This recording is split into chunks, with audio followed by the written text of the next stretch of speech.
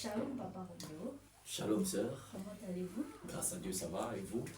Je vais bien par la grâce de Dieu. Gloire à Dieu. Alors, concernant le thème de ce matin, du temps à l'éternité. D'accord. Comment passer du temps à l'éternité? Ok. Alors, c'est Frère Branham qui le dit, que le temps s'arrêtera. Alors, si le temps s'arrête, le temps doit faire place à l'éternité. Maintenant, comment passer du temps à l'éternité? Dieu, dans son amour, en ce temps de la fin, nous a envoyé un prophète avec un message pour préparer une épouse pour l'enlèvement. Alors, c'est au travers de ce message qu'il y a le Saint-Esprit. D'accord? Et quand vous recevez l'Esprit de Dieu, c'est Dieu que vous recevez, c'est ce qui vous fait passer du temps à l'éternité. Parce que ce corps va mourir, mais l'Esprit de Dieu en vous ne meurt pas. C'est Dieu, il est éternel. Et c'est cet esprit-là, même si le temps s'arrête, d'accord, même si ce monde périt, vous allez mourir charnellement, mais cet esprit-là vous gardera, vous amènera dans l'éternité avec Dieu. Et vous devenez éternel. Voilà. Alors, que pensez-vous de l'éternité? C'est-à-dire, l'éternité peut-elle influencer le temps?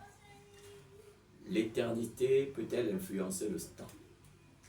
Alors, Branham dit que le temps est une création de Dieu. D'accord? Donc, l'éternité domine forcément le temps. D'accord? Puisque le temps n'est là que pour un temps. Si on doit le dire comme ça. Le temps a une promesse, c'est-à-dire il a un début, il a une fin. D'accord?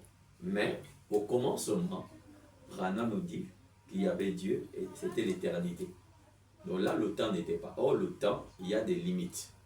Le temps, il y a des variations. Mais dans l'éternité, c'est un monde sans fin où il n'y aura pas de soif, il n'y aura pas de maladie, il n'y aura pas de mal là-bas. D'accord? Donc, mais ce sont les créatures qui sont dans le temps, d'accord, qui ont été prédestinés par Dieu. Alors, ils sont influencés. Donc, l'éternité influence ces hommes-là. Ils sont influencés par cette éternité. Le mode de vie est influencé par l'éternité. Alors, ceux qui s'affectionnent aux choses de ce temps, leur mode de vie aussi est influencé par les choses de la chair. Donc, voilà un peu. Donc, oui, le temps influence, d'accord, les élus qui sont pour le moment dans le temps. Donc, le mode de vie qu'ils mènent est influencé par l'éternité. J'espère que j'ai répondu à cela. Amen. Alors, peut-on parler du repos dans ce monde? Le repos dans ce monde. Alors, quand on parle du repos, le repos, c'est, la Bible dit, c'est d'abord de recevoir Christ dans sa vie. Mais en réalité, ok, quand vous avez le Saint-Esprit de manière spirituelle, vous reposez. D'accord? Mais si c'est de manière charnelle et physique, on ne peut pas parler de repos parce que tout constamment nous sommes en mouvement et le repos n'est qu'au ciel. Si c'est dans ce sens-là. Mais quand la Bible parle du repos, c'est-à-dire c'est de recevoir Christ qui vient porter nos fardeaux, qui vient porter nos inquiétudes. Et quand vous avez Christ dans votre vie, à un moment donné, vous ne vous inquiétez plus trop de ce qui vous arrive.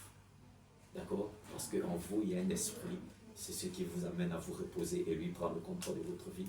Il dirige votre vie. Voilà aussi une école des pensées.